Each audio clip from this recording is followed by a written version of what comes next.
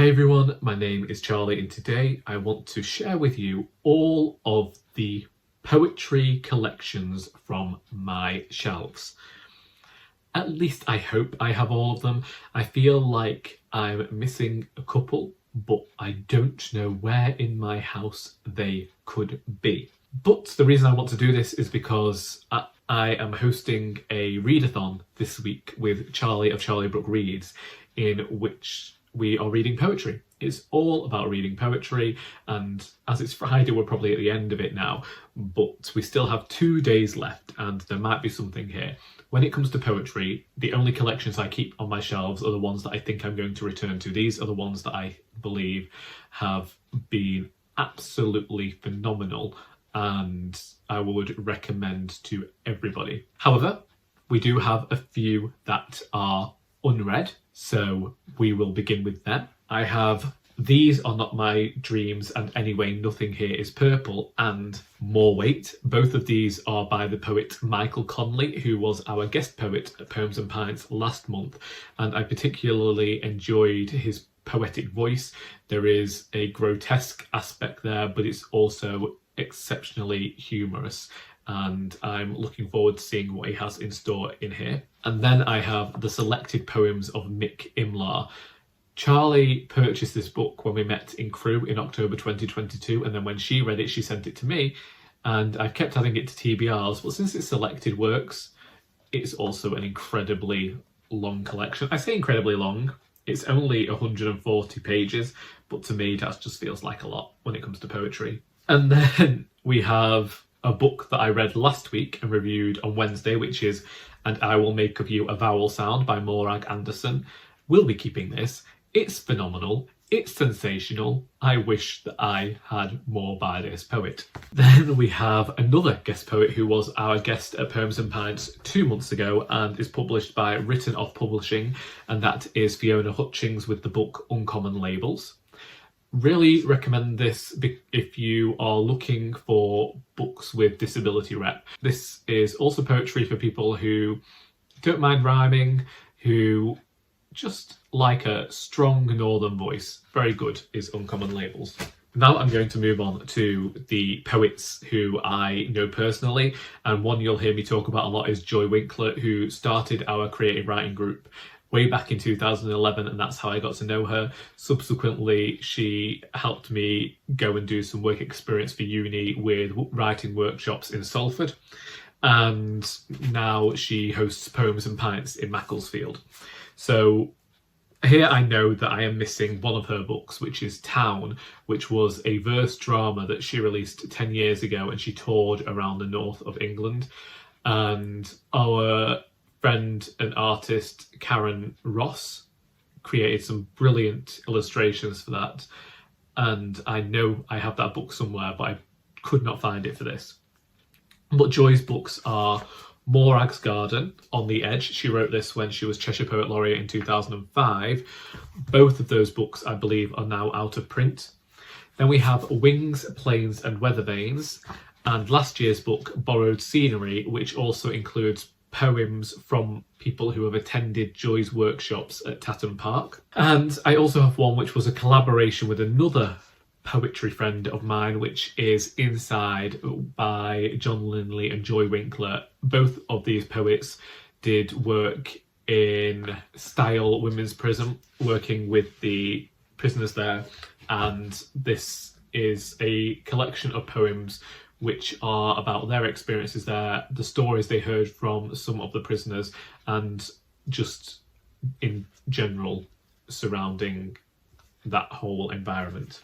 Again, I know that I'm missing more books by John, but the other one I have of his is Screen Fever. Another poetic friend of mine is Helen Kay, and this is Dyslexia and Other Languages, which is discussing the relationship that she has with her son after the diagnosis of dyslexia and how she comes from a dyslexic family. Then we have a poet whose first 2 books I helped to put together, which are Eric Bloodaxe and Other Verse by Phil Poyser and Seconds Out by Phil Poyser. We've never found out how the second book ended up with a P above the second, but there it is. And then these next two books are releases that came out last year, and I think I've read most of these, but we have Lifelines and Blaa, Black Sheep.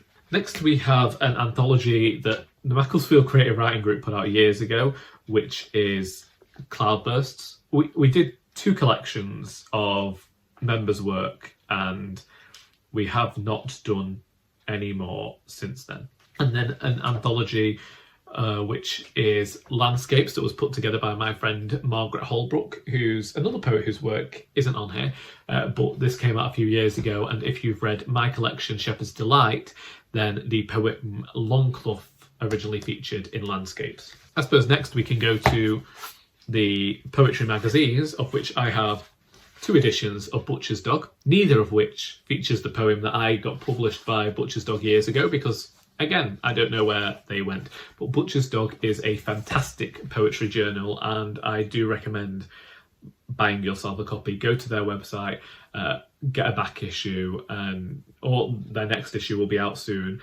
Get that, because we need to support more poetry presses, and that's a fantastic one. Then, just to mention a YouTuber, I have Doom Rolled in Glitter by Leena Norms, which came out many years ago. I've been meaning to get her collection Bargain Bin Rom-Com for years, since it came out, and I haven't done that yet.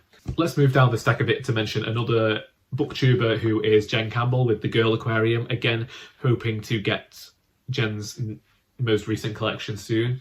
Jen is another poet who I got to come to the Macclesfield Creative Writing Workshop and do a workshop with us a few years ago, and people are still talking about that because it was a fantastic time, and Jen gave us some great advice about writing poetry. The only thing is, she was completely right. We could have done it over Zoom or Skype, and I'm so sorry to her that I had a trek all the way from London just for those 2 hours. So sorry, but I'm also incredibly grateful that Jen came and did that. Now I think that we can just go down the stack. We have The Perseverance by Raymond Antrobus, which discusses the death experience and also includes hand signals for sign language, which this book gave me an entirely different sense of what poetry is to different people, because I've always talked about poetry as being about sound and thinking about the way that words connect to one another. And obviously, when it comes to deafness, oftentimes there is this absence of sound. So this really gave me a different respect for poetry and what poetry could be. We have The Half God of Rainfall by Inwar Alams that I look back on fondly because people were getting revenge against Zeus, and that was definitely needed. Then we have Seeing Stars by Simon Armitage. I don't know whether I've read this, but I really like Simon Armitage's work, and his assistant is a friend of mine. Well, she's a friend of Joy's, but I like to call her a friend of mine just so that I can say that.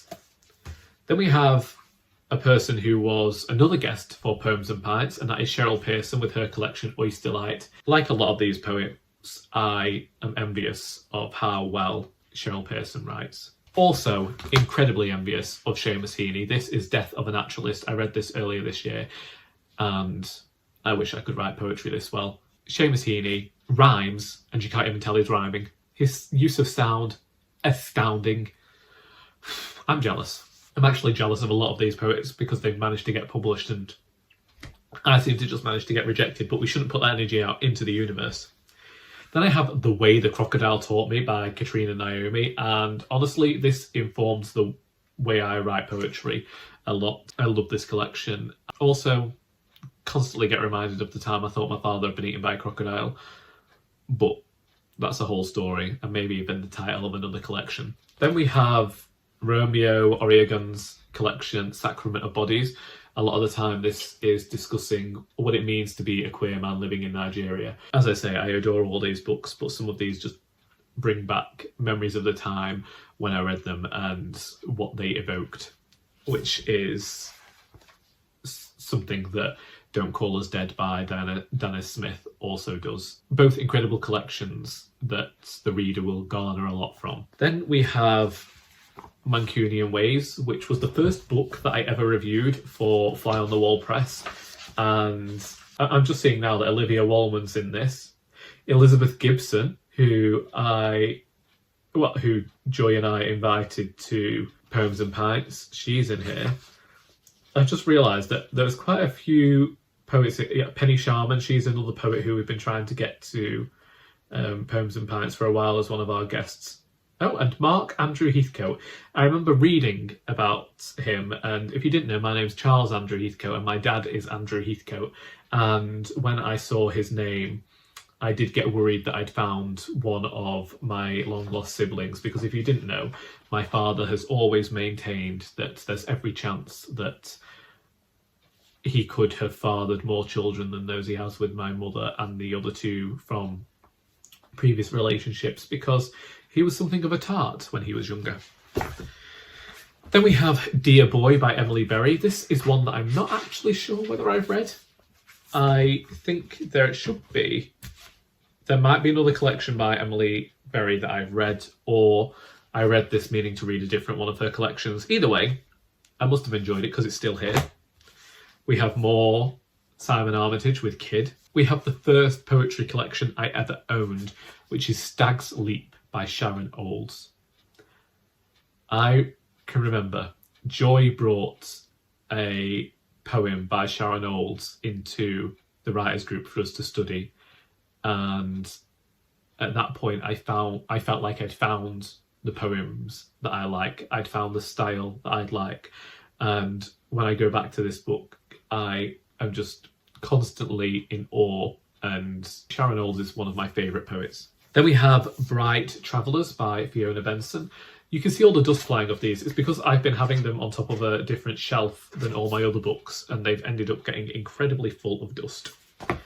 Then the next three we have are all by Andrew Macmillan, and they are Physical, Playtime and Pandemonium. Pandemonium being the most recent poetry collection and probably my favourite of the bunch that he has written. My only other story I have about this author is that my friend Joy, again, is from Barnsley and used to do work with Ian Macmillan, and they were once getting a lift home with Ian, and Andrew was in the back with Joy's husband, and he turned around, so Joy's husband asked him if there were any girls he was interested in, and Ian Macmillan turned around and told Joy's husband that he plays for the other team. And I mean, I didn't have to share that anecdote, but once again, I'm just emphasising that a lot of my poetry acquaintances have more famous acquaintances, and it constantly shocks me because it makes me recognise that all these people I've been celebrating as huge, big, fantastic people upon the scene are actually human at their core. Another Olivia Walwyn with En Route and Halcyon. Have I read this one? I am going to have to do some looking and go back through my book because I must have read it. Then I think that I was sent this book by Charlie from Charlie Book Reads, and that is 10 New Poets Spread the Word. And this was compiled by Bernardine Evaristo and Daljit Nagra.